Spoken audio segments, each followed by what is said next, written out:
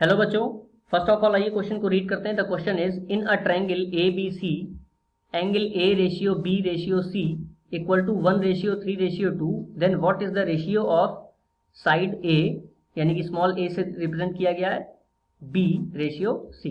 यहाँ पर 4 option given है A B C and D और हमें इनमें से करेक्ट ऑप्शन चूज करना है। तो आइए क्वेश्चन को सॉल्व करते हैं। क्वेश्चन को सॉल्व करने से पहले साइन रूल देख लेते हैं क्या होता है। साइन रूल, अगर हमें कोई भी ट्रायंगल गिवन है, लेट सपोज कि ये पॉइंट ए है, ये बी है और ये सी है, इसी तरह इनके एंगल भी हैं, ये एंगल ए है, ये एंगल बी है और ये एंगल सी है। तो देखिए पॉइंट ए के सामने वाली साइड को हम स्मॉल ए से रिप्रेजेंट कर लेते हैं, पॉइंट बी के सामने वाली साइड को स्मॉल बी से और पॉइंट सी के सामने वाली साइड को स्मॉल सी से। तो साइन रूल क्या कहता है कि A ratio B ratio C, यानी कि उनकी साइड्स का रेशियो इक्वल होता है sine of angle of A ratio sine of angle of B ratio sine of angle of C. आइए इस बेसिस पे क्वेश्चन को सॉल्व करते हैं। देखिए हमें एंगल का रेशियो दे रखा है 1:3:2। तो सबसे पहले तो हम लोग एंगल फाइंड कर लेते हैं, ठीक है, कि उसके एंगल कितने कितने डिग्री के बन रहे हैं। देखिए एंगल सम प्रॉपर्टी क्या होती है, A plus B plus C equal to कितना होगा 180। अब देखिए रेशियो दे रखा है 1:3:2, तो इनको अगर हम लोग लेट करें तो लेट सपोज कि ए कितना हो जाएगा x, बी कितना हो जाएगा 3x और सी कितना हो जाएगा 2x, क्योंकि रेशियो में गिवन है, इक्वल टू 180। तो देखिए यहाँ पर कितना आ गया 3 2 5 1 6x इक्वल टू 180।